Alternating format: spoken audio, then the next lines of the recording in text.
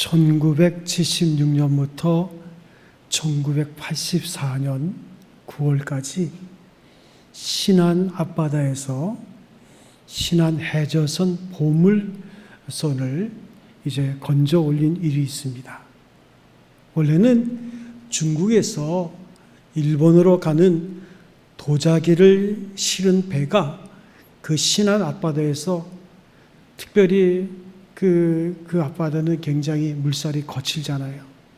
거기에서 좌초가 돼가지고 바닷속 20m 안에 이제 감춰져 있던 것이 결국은 발견이 되고 그 보물선을 건진다고 해서 한참 동안 매스컴에 화제를 받았던 적이 있습니다. 지금은 그 유물이 국립박물관에 전시되어 있고 돈으로는 환산할 수도 없을 정도로 엄청난 가치가 있고 또 고고학적 가치로도 귀중한 자료로 평가되고 있는데 그 보물선 발굴에 숨겨진 비하인드 스토리가 있습니다. 신안 앞바다에 사는 한 어부가 늘 파도에 실려오는 여러 가지 것이 있는데 그 가운데 도자기 하나가 파도에 실려왔어요. 그래서 그것을 바닷가에서 주워다가 그 도자기를 개 밥그릇으로 사용하고 있었습니다. 아주 개 밥그릇으로 사용하기가 참 좋아요. 그런데 서울에서 내려온 한 지인이 그 개 밥그릇을 유심히 보다가 좀 범상치 않아서 서울 골동품상에 가서 감정해 보니까 그 개 밥그릇 하나가 그때 당시의 시가로 4억 5천만의 가치가 나가는 원나라 때의 유품으로 밝혀진 거예요. 그때 당시에 강남 아파트가 보통 7천만 원 하던 시대입니다. 개 밥그릇 하나가 4억 5천이에요. 그래가지고 엄청난 행제를 한 거지요. 생각해 보세요. 개 밥그릇으로 사용되던 그 그릇이 그 개 밥그릇의 가치를 알아보는 사람의 눈에 들어오니까 제대로의 가치로 평가가 된 거예요. 우리가 짧은 한 인생을 살면서 우리의 행동 기준이 될 만한 중요한 질문이 하나 있습니다. 이 질문에 대해서 어떻게 대답하느냐에 따라서 우리의 행동과 삶의 질이 달라지게 됩니다. 그것은 나는 얼마나 소중한 존재인가? 바꿔 말하면 나는 내 신분을 어떻게 생각하는가? 하는 그런 질문입니다. 내가 아주 소중한 자라고, 내가 정말로 소중한 사람이라고 그 말을 믿고 그대로 말하는 사람은 벌써 행동에서 다른 사람과 차이가 납니다. 삶의 질에 있어도 달라요. 그러나 내가 별볼일 있나? 이렇게 살다가 가는 거지 하는 식으로 자기도 모르게 내뱉는 사람들 보면 행동도 그래요. 어떤 면에서는 생활도 질적으로 떨어지게 됩니다. 흔히 세상에서는 성공이나 명성, 권력의 소유 여부가 그 사람을 재는 잣대가 됩니다. 그것들을 가지고 있으면 사람들은 중요한 사람이라고 인정을 하지요. 왜냐하면 눈으로 보고 귀로 듣고 손으로 만지고 판단하는 그 물질 세계에 우리가 갇혀 있게 되면 자연히 남에게 드러나는 무언가를 보고 그 사람을 평가할 수밖에 없는 거예요. 그러나 오늘 성경 말씀을 보면 하나님은 우리를 그런 식으로 평가하지 않는다고 말씀하고 있습니다. 성공이나 권력, 명성으로 평가하지 않는 거예요. 내가 나를 누구라 하느냐, 나에 따라서 내 자신이 나를 평가하는 것도 아니에요. 하나님 자신이 보실 때 우리를 누구로 보냐에 따라서 우리의 존재 가치가 결정이 되는 거예요. 하나님이 나를 무엇이라고 생각하시고 나를 누구로 인정하시고 얼마나 귀한 존재로 보시는가에 따라서 나의 존재 가치가 달라지는 거예요. 여러분은 여러분의 존재를 어떻게 생각하십니까? 이런 의미에서 온 세상이 알아주는 사람이라도 하나님께서 알아주지 않는 사람이라면 의미가 없는 사람이 되는 거예요. 이것이 하나님께서 말씀을 통해서 우리에게 가르쳐 주시는 아주 중요한 진리입니다. 오늘 성경에서는 그 사실을 이렇게 말하고 있습니다. 자, 하나님께서 구원받은 하나님의 백성이 된 하나님의 자녀가 된 우리 모두에게 하늘에 속한 신령한 복을 주신다 말씀하십니다. 그 복 가운데 첫째가 하나님의 자녀가 되는 복이에요. 우리의 신분을 하나님의 자녀로 격상시켜 주시는 복을 주시는 거예요. 그래서 본문 5절에 보면 우리 장로계의 가장 중요한 교리 예정이라는 단어가 나옵니다. 소위 말하는 예지예정, 하나님이 아시고 정하셨다는 거예요. 언제부터? 오늘 성경에 보니까 창세전부터 인류 가운데서 어떤 사람을 구원하고 자기 자녀로 삼으시겠다는 계획을 세우셨다는 거예요.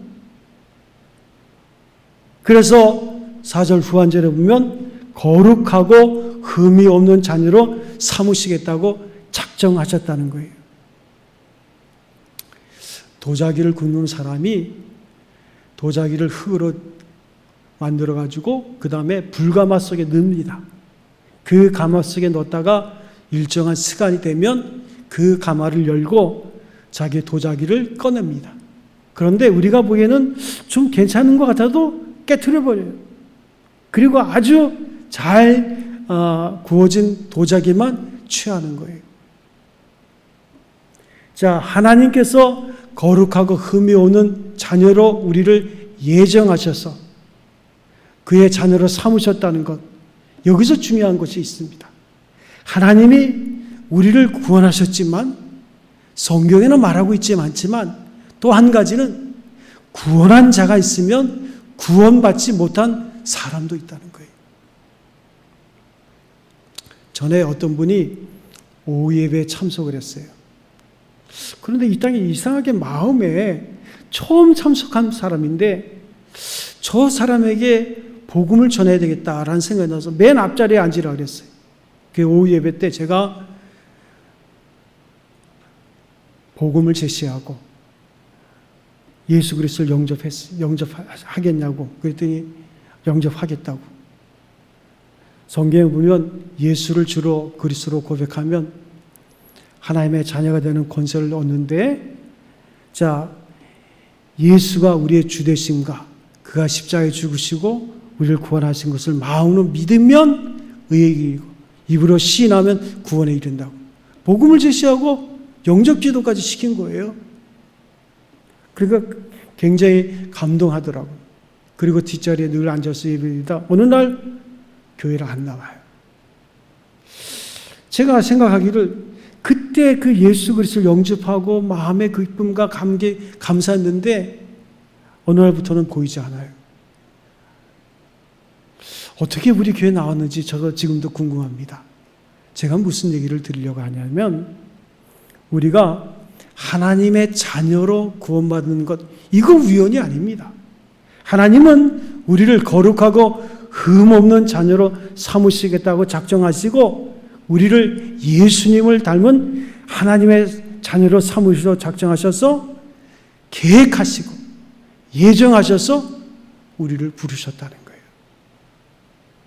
그래서 우리가 하나님의 자녀가 된 것은 갑자기 된 것이 아닙니다.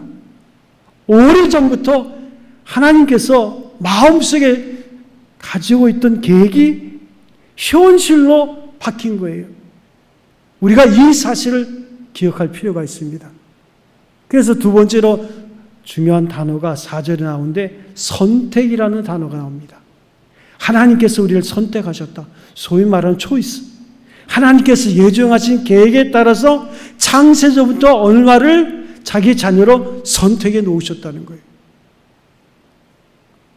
우리가 선택받았다는 것은 육이 버림받은 사람도 있다는 거예요.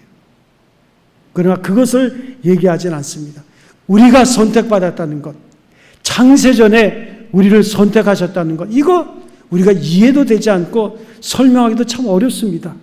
아니, 우리가 태어나기 전부터, 역사의 일부가 되기 전부터 하나님께서 우리를 그의 가슴 속에서 영원히 존귀한 자녀로 이미 존재하고 있었다는 거예요. 그걸 성경이 말하고 있는 거예요. 그러면 왜 하나님이 나 같은 것을 창세전에 택하셨을까? 5절 말씀은 그 동기를 한마디로 이렇게 요약하고 있습니다. 그의 기쁘신 뜻대로 하나님이 자신이 좋아서 무조건 우리를 선택하셨다는 거예요. 여기에 우리의 주목할 말씀이 있습니다. 4절에 보면 그리스도 안에서, 그리스도로 말미암아 그의 사랑하신 자 안에서, 이게 다 동일한 말인데 하나님은 창세전에 그의 아들 예수 그리스도와 약속을 하셨고, 내가 인류 가운데 얼마를 내 자녀로 선택할 텐데 그들을 너에게 맡기겠다. 하나님은 예수님을 통해서 자기 자녀를 삼으시기로 계획하신 거예요. 그래서 요한복음 17장 2절에 보면 이런 말씀하십니다. 아버지께서 아들에게 주신 모든 자에게 영생을 주게 하시려고 만민을 다스리는 권세를 아들에게 주셨다. 하나님이 예수님을 만유의 주, 온 세상의 구원자로 세우셨는데 그 이유는 미리 선택해서 예수님에게 주신 사람들을 구원해서 영생을 얻도록 하기 위함이라. 요한복음 6장 44절에도 나를 세상에 보내신 아버지께서 이끌지 아니하면 아무도 내게 올 수 없다 그랬어요. 누군가가 예수님께 오고 싶다고 올 수 있는 것이 아니에요. 하나님께서 이끄셔야만 올 수 있는 거예요. 그래서 요한복음 1장 12절에는 영접하는 자, 곧 그 이름을 믿는 자들에게는 하나님의 자녀가 되는 권세를 주셨다. 이 12절이고요. 13절에서는 이는 사람의 뜻으로나 자격으로나 공로로 되지 아니하고 오직 하나님의 뜻으로만 된다 그랬어요. 우리가 예수 믿는 것은 결코 우연이 아니에요. 내가 믿고 싶어서 예수 믿게 된 것이 아니라, 내가 안 믿을 수가 없어서 믿게 된 것이 아니라, 우리가 인간적으로 생각하는 그것은 이유일 뿐, 신학적으로 영적으로 평가하면 그 뿌리는 너무나 깊은 거예요. 하나님이 선택하셨기 때문에, 하나님이 나를 이끌어서 예수님 앞으로 오게 했기 때문에 내가 믿게 된 거예요. 그 배에는 하나님의 역사와 작용이 있었던 거예요. 그래서 이 사실을 내가 믿으면 나도 모르게 전율을 할 수밖에 없어요. 왜냐하면 여러분, 하나님이 어떤 분이십니까? 시편 145편 5절 3절에 보면 여호와는 광대하시니 크게 찬양할 것이라고 했어요. 그의 광대하심은 측량치 못하리라. 얼마나 그거 위대하신 분인지, 그 하나님의 광대하심을 현대 과학으로 증명이 되고 있는데, 물론 다 증명하고 있지는 않지만 얼마 전에 미 한국 우주국에서 나사에서 최신 과학기술을 동원한 허블 우주 만환경을 만들었어요. 그 만환경은 150광년의 거리에 있는 천체까지도 관측할 수 있는 거예요. 여러분, 우리가 고등학교 때 지구 과학에서 뭘 배웠습니까? 1광년. 1광년이 뭔지 아세요? 빛이 1년 동안 가는 거리가 1광년이에요. 빛은요, 1초에 지구를 7바퀴 반을 돌아요. 근데 그 빛이 1년 동안 가는 거리가 1광년이야. 그러면 150광년은 빛이 150억 년 동안 가는 거리예요. 거기에 있는 천체를 측량할 수 있는, 관측할 수 있는 만환경이 개발이 된 거예요. 생각해 보세요. 아니 150광년, 빛이 150년 동안 가는 거리. 그러니까 우리가 그 천체 만환경으로 150광년에 떨어져 있는 그 빛을 보면요, 어떻게 된 거예요? 그 천체는 150억 전에 존재했던 것을 지금 보는 거예요. 그러니까 이 과학의 세계는 무궁무진합니다.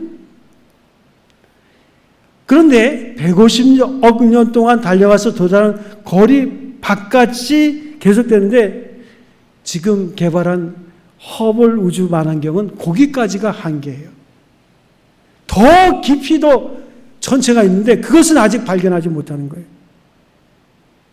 그러니까 한마디로 우주는 우리의 상상을 뛰어넘는 광대한 우주입니다.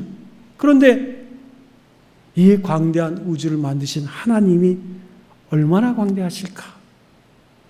그 크시고 위대하신 분이 티끌보다 못한 나를 창세전에 선택하시고 때가 되면 부르셔서 그리스도 안에서 자기 자녀가 되게 하셨다는 것. 너무나 기가 막힌 사실 아닙니까? 이걸 생각하면 얼마나 감사해요. 요즘 새벽 기도에 욥기서를 합니다. 하루에 한 장씩 우리가 성경을 읽으면서 하는데, 욥기에 보면요, 욥이 그 당시에 동방에서 최고의 부자입니다. 10명의 자녀가 있었어요. 그런데 한순간에 그 재산이 다 날아가요. 그리고 10명의 자녀도 다 죽어요. 마지막에는 욥 자신도 이름 모르는 병에 걸려가지고 완전히 몸이 만신창이가 된 거예요. 엄청난 고난을 받고 있는 거죠. 친구들이 찾아와서 일주일 동안 말을 못해. 너무나 어이가 없어가지고. 그런데 욥이 그런 고난을 받으면서도 처음에는 침묵합니다. 그러다가 욥이 입을 열었을 때 하는 말은, 내가 이렇게 죽을 수밖에 없다. 이제 나는 소망이 없다. 내가 이렇게 죽는구나. 근데 한 가지 내가 질문이 있다. 왜 하나님이 나를 이렇게 비참하게 죽을 인생이라면 왜 나를 만드셨을까? 그렇다고 욥이 불평하지 않습니다. 원망하진 않아요. 내가 이렇게 죽어. 소망도 이제 없어. 내 소망 끊어졌어. 그게 욥의 생각이에요. 거기까지가 욥의 생각입니다.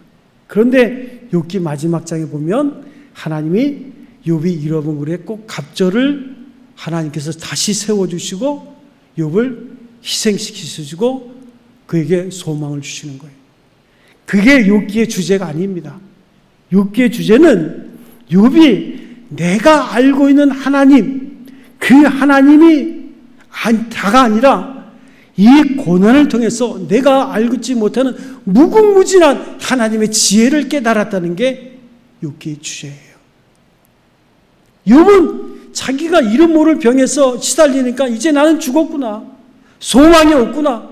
완전히 자기를 포기하려고 그래요. 그러나 자기는 하나님 믿는 사람이기 때문에 자살은 못하고.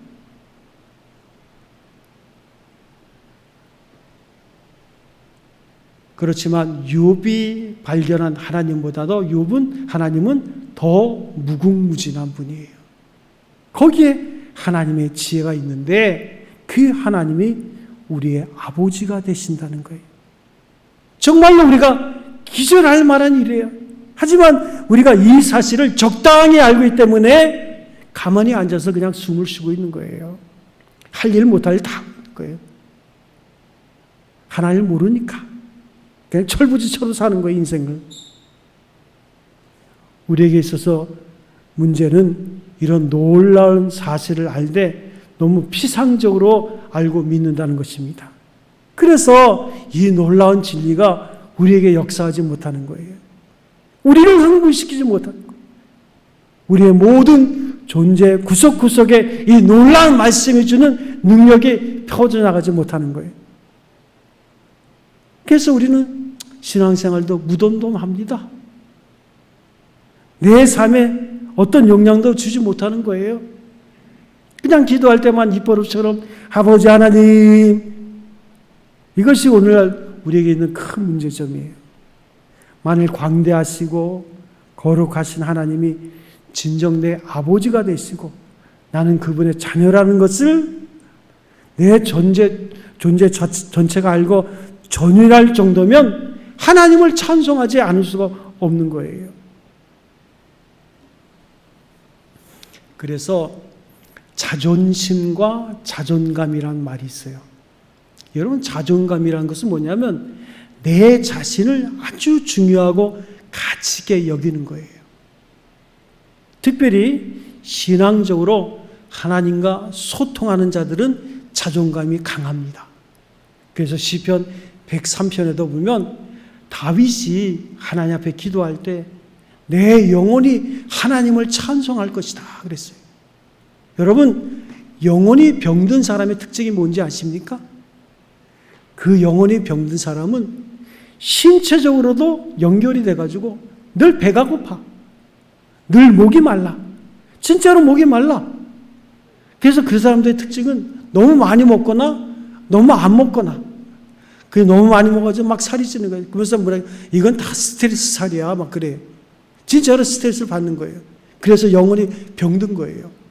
그러니까 물만 먹어도 살찐다 그래요. 물을 얼마나 많이 먹는지 모르지만. 그런 사람들의 특징이 뭘까요? 자존심만 강해. 자존감이 강하면 하나님과의 소통 속에서 모든 사람과 다 소통해요. 그러나 자존심만 강하면 자기 자신의 어떤 연약함, 열악함, 그런 모든 부분들을 자꾸만 숨기고 자기 자신이 모든 걸 판단하려고 하니까 다른 사람과 소통 안 해. 조그만 일로 막 분노해. 막 씩씩대고. 왜 그랬어요? 자존심만 강하고 자존감은 없는 거예요. 그래서 우리가 자존심이 아니라 자존감이 강한 성도가 되어야 돼요. 그래서 다윗이 말이죠. 그 고난 가운데 하나님을 찬양하는데 내 영혼아 하나님을 찬양하라. 그때 다윗은 무엇을 기억합니까? 세 가지 은혜를 기억해요. 하나님은 나를 만족시키시는 하나님이시다. 하나님은 나를 죽음으로부터도 구원하실 하나님이시다. 하나님은 나에게 은혜를 베푸시는 하나님이시다. 그 마음이 가득하니까 그 마음속에서 그 영혼이 하나님을 찬송하는 거예요. 그런데 자기의 출생의 비밀이 있어요. 자기의 과거의 아픔이 있어요. 이런 분일수록 자꾸만 자기를 숨기려고 그래요. 자존심은 강해. 고집이 세. 다른 사람과 소통을 못해. 소통이 안 돼. 자기를 자꾸만 감추려고 하니까. 그러나 자존감이 강한 사람은 하나님이 나를 귀중하고 소중한 존재로 보니까 다른 사람도 소중하고 가치 있는 존재로 보니까 모든 사람과 소통을 하게 되는 거예요. 하나님과의 소통의 문이 열리면 다른 사람과도 소통이 되는 거예요. 그러나 그 문이 닫혔어요. 어떤 일로 인해서 상처를 입었어요. 문제가 있어요. 그걸 자꾸만 감추려고 해요. 그리고 다른 걸로 뭔가 그것을 대신하려고 하다 보니까 답답한 사람이 되고 사람과의 관계 속에서 소통을 잃어버린 자가 되고 또 그 몸에 그냥 거짓 배고픔, 그런 사람들의 특징이 거짓 배고픔이에요. 배가 안 고픈데, 실제로는 배가 안 고픈데 배가 고픈 것처럼 느끼는 거예요. 왜요? 영혼의 목마름이 있거든. 그 목마름을 못 채우니까 다른 걸로 채우는 거예요. 거짓 배고픔이 있어서 먹다가 그냥 끊임없이 먹거나 어떤 중독에 빠지면 헤어나지 못하는 거예요. 결국은 하나님 앞에서 내가 얼마나 소중한 가치가 있느냐, 그 가치는 인생으로 내가 거듭났다는 것, 그 은혜가 우리에게 중요한 거예요. 성경은 하나님께서 그의 사랑하시는 자 안에서 우리에게 거저 주신 바 은혜의 영광을 찬미하게 하시려고 우리를 부르셨다는 거예요. 여러분이 그런 얘기를 해요. 어떤 분이 말이죠. 소통을 잘하는 사람은 흥얼흥얼 노래를 잘 부른대요. 자연과도 소통하고 반려견과도 소통하고 누구와도 다 소통한다는 거예요. 그래서 그 마음에 좀 여유가 있는 거예요. 다윗은 말이야 하나님 앞에 기도할 때도 그 어려운 고난 속에서도 내 영혼아 하나님을 찬양하라 이렇게 기도가 시작이 되잖아요. 여러분 그런 기도로 시작합니까? 우리는 늘 기도할 때도 뭘 주세요 주세요 줘야 됩니다 안 줘야 됩니다. 그러니까 하나님이 답답하지요. 내가 왜 그걸 안 주겠니? 더 중요한 것이 뭔가?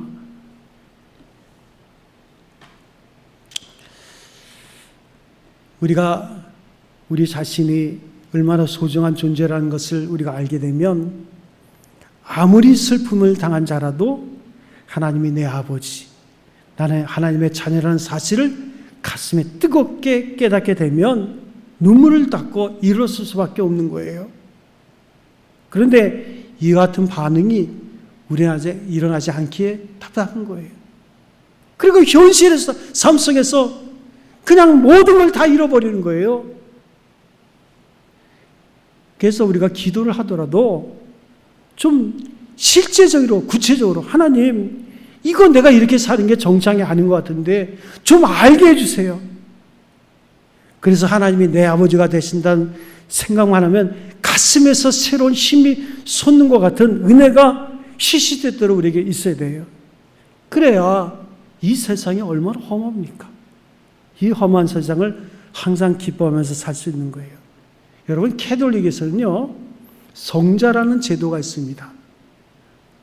어떤 사람을 성자로 추대할 때 특별히 중요시하는 것이 있는데, 이 사람이 험하고 슬픔 많은 세상에서 남달리 기뻐하고 산 흔적이 있느냐? 하루 이틀이 아닌 한평생 남달리 기뻐했느냐가 성자의 자격 요건 가운데 하나입니다. 그 말이 좀 일리가 있는 것 같아요. 하나님이 내 아버지요, 내가 그의 자녀라는 사실 하나만으로도 우리는 이 세상에서 항상 기뻐할 조건이 된다는 거예요. 그러므로 남달리 기뻐하고 남달리 하나님 앞에서 찬양하며 살았다면 그 사람은 성자가 될 자격이 있는 거예요. 우리 모두에게 은혜가 있기를 바랍니다. 그 사도 바울은요, 하나님 앞에 기도할 때 뭐라고 기도합니까? 하나님, 지혜와 계시의 영을 제게 주셔서 하나님을 더 알게 해주시고, 하나님을 더 알게 해주시고, 그가 경험한 하나님은 엄청난 하나님이죠. 그런데도 하나님을 더 알게 해주세요. 그래서 하나님이 나를 어떤 자리에 불러주시는도 마음을 열어서 깨닫게 해주시고, 그러면 하나님께서 반드시 들으시고 성령을 통해서 그의 자녀되는 영광이 어느 정도인가를 때때로 보게 하시고 느끼게 하시고 감격하시게 하시고 찬송하게 하신다는 것을 확신하는 거예요. 그래서 이렇게 광대하시고 거룩하신 하나님이 일단 자기 자녀로 부르신 사람에 대해서는 어떻게 하실 것 같아요? 하나님은 엄청난 능력을 가지고 계신 분이에요. 우리의 상상을 뛰어넘는, 그리고 그 사랑도, 그 긍휼도 대단하신 거예요. 그래서 어떤 분은 그래요. 하나님이 나만 사랑한다 그래도 그건 맞는 말이라고. 왜냐하면 우리는 아이를 둘을 키우면 이 아이를 사랑하면 저 아이를 덜 사랑한다고 서로가 막 엄마 아빠가 왜 나를 미워하냐고 막 그러잖아요. 근데 하나님의 사랑은 너무 크기 때문에 하나님이 나만 사랑한다 그래도 맞는 얘기예요. 그만큼 하나님의 사랑은 충분한 거예요. 그래서 마태복음 7장 11절에도 보면 예수께서 말씀하시기를 너희가 악한 자라도 좋은 것을 자식에게 줄 줄 알거든 하물며 하늘에 계신 너희 아버지께서 구하는 자에게 좋은 것으로 주시지 않겠느냐. 이거는요, 하나님이, 예수님이 유머로 말씀하신 거래요. 여러분, 이 말을 듣고 웃음이 나옵니까? 근데 우리는 웃음이 안 나와. 당연한 것. 아니, 생각해 보세요. 세상에 악한 자라도 자식이 뭘 달라면 좋은 것을 줄 줄 알 텐데 하물며 하나님께서 우리를 모르신다고 하시겠느냐? 너무나 당연한 거 아닙니까? 그런데 우리는 이 부분이 우리에게 적용이 잘 안 되는 것 같아요. 스바냐 3장 17절에 보면 하나님께서는 우리를 놓고 어쩔 줄을 몰라 하신다 그랬어요. 그래서 그가 너로 인하여 기쁨을 이기지 못하여 하시며 너를 잠잠히 사랑하시며 너를 인하여 즐거이 부르며 기뻐하시리라. 하나님은 날마다 우리만 생각하시는 거예요. 우리만 생각하면 하나님이 너무 기쁘신 거예요. 밤낮으로 우리를 사랑하시고 우리가 멀리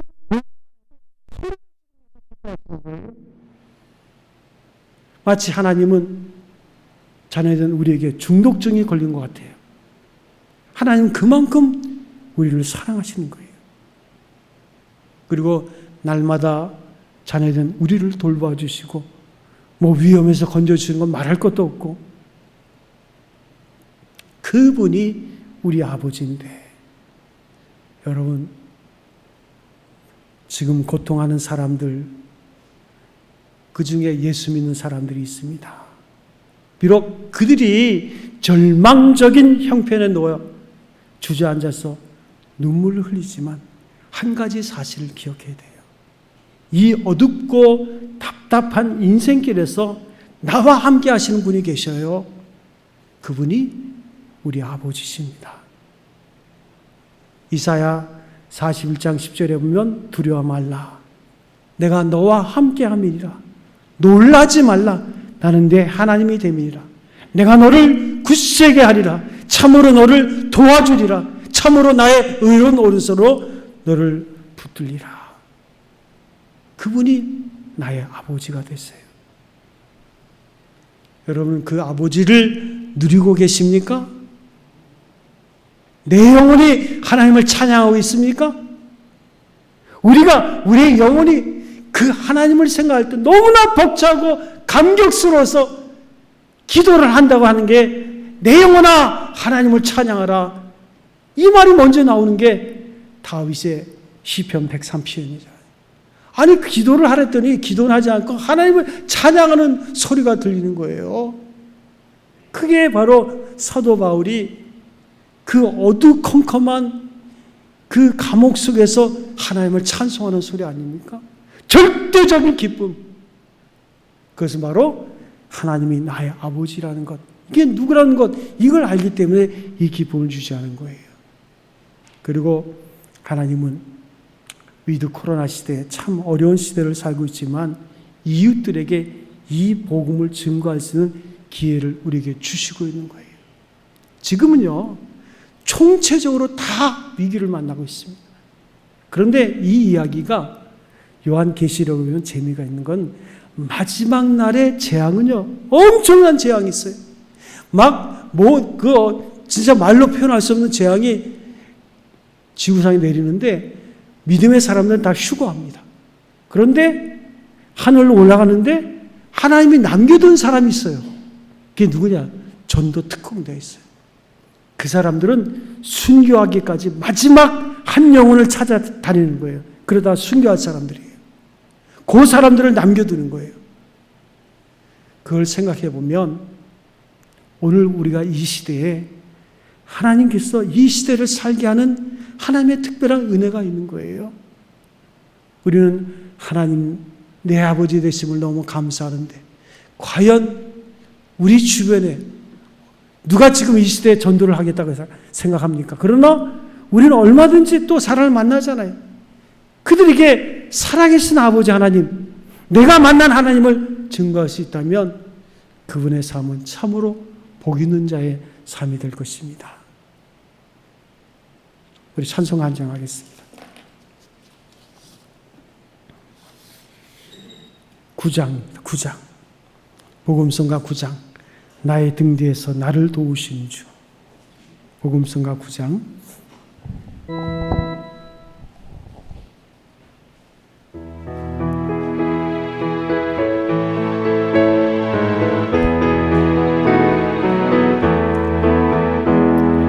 나의 등 뒤에서 나를 도우시는 주, 나의 인생 길에서 지치고 고나여 매일처럼 주저앉고 싶을 때 나를 밀어주시네.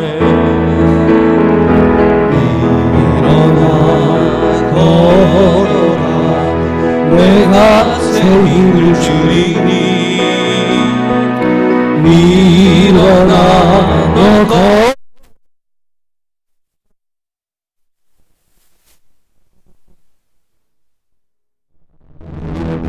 위에서 나를 도우시는 주, 평안히 길을 갈 때 보이지 않아도 지치고 고나여 넘어질 때면 다가와 손 내미시네. 일어나 걸어라, 내가 새 힘을 주리니. 일어나 너 걸어라,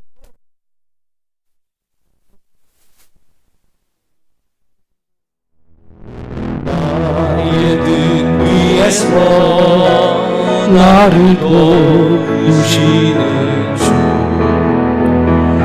때로 뒤돌아보면 여전히 계신 주, 잠잠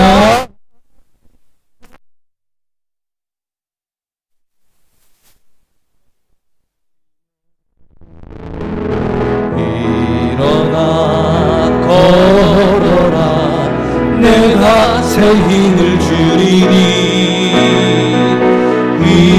일어나 너 걸어라,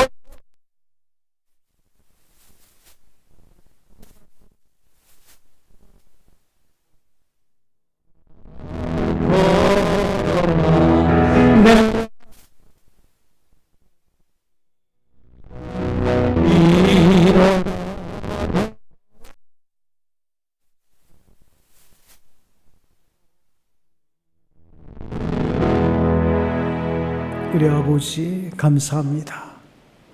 하나님, 티끌만도 못하고 비천한 자리에 앉아 날마다 죄만 짓는 우리들인데 우리를 창세전에 하나님의 자녀로 택하시고 그리스도 안에서 우리를 부르시고 거룩하고 흠이 없는 주의 자녀로 삼아주셔서 하나님을 찬송할 수 있도록 인도하심을 감사합니다.